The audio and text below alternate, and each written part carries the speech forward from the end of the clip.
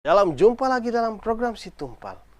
Beberapa hari yang lalu saya menemukan sebuah video yang menayangkan bahwa ada seorang yang mengaku dirinya Kristolo mengatakan bahwa Yesus mengajarkan zina itu bebas.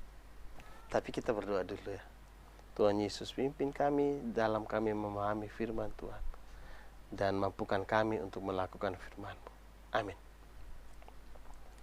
Sang Kristolo ini dia mengatakan bahwa Yesus mengajarkan zina itu bebas. Itu diambil dari Yohanes pasal 8 ayat 1 sampai ayat yang ke-11. Nah, ini videonya. Ibu bapak, kalau saya katakan zina bebas, percaya enggak? Zina bebas, tidak dihukum. Percaya? Yohanes pasal 8 ayat 1 sampai 11. Ya, itulah pertanyaan masyarakat ya. Jadi ada perempuan berbuat zina, tertangkap basah, digiring, diantar gitu sekalian ke balai desa gitu ya. Itu menghadap Yesus. Robi, guru, ini perempuan tertangkap basah berbuat zina. Menurut hukum Taurat, perempuan seperti ini harus dilempari batu. Lalu orang-orang tadi berkata, menurut Robi gimana? Gitu loh.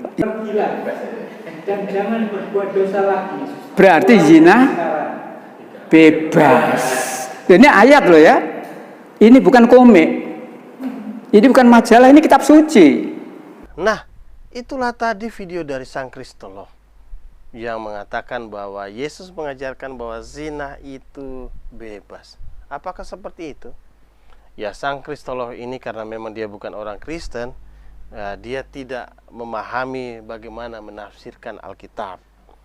Menafsirkan Alkitab tidak sesederhana itu.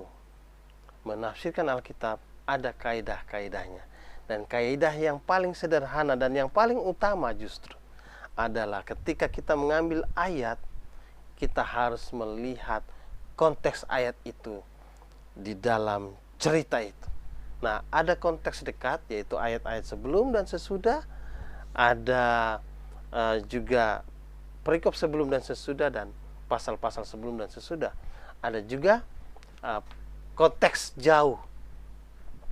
Ayat itu yang kita ambil bagaimana dengan kitab-kitab yang lain. Nah, jadi konteks itu sangat penting.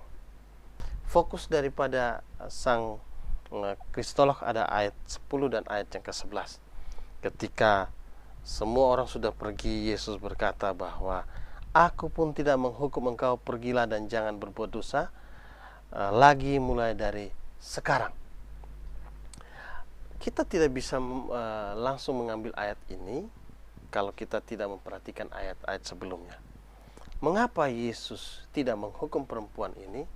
Yang pertama adalah kita melihat secara adat istiadat saat itu. Dan itu berhubungan dengan ayat yang kelima. Musa dalam hukum Taurat memerintahkan kita untuk melempari perempuan-perempuan yang demikian. Apakah pendapatmu tentang hal itu? Itu kata orang-orang Farisi dan ahli-ahli Taurat.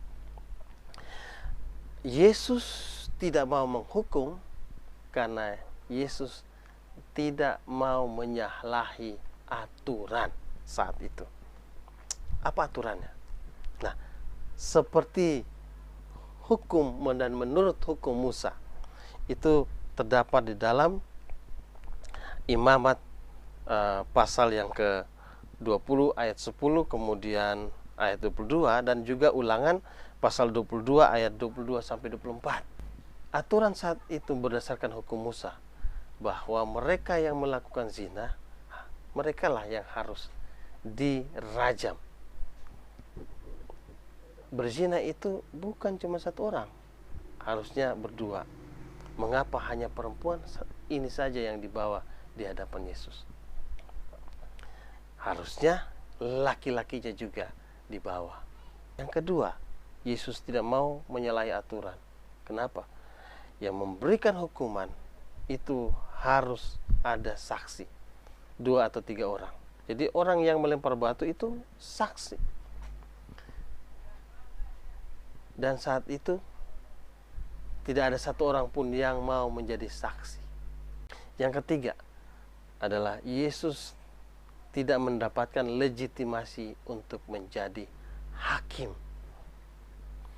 Menurut aturan, yang menjadi hakim adalah para imam dari orang Lewi atau para Sanhedrin. Merekalah yang menjadi hakim. Kalau Yesus dia mengambil keputusan menghakimi perempuan itu, Yesus menyalahi aturan. Dan yang ketiga, untuk merajam itu harus merajam itu di luar gerbang. Saat itu mereka ada di Bait Allah. Jadi Yesus tidak menghukum perempuan ini karena Yesus tidak mau melanggar aturan.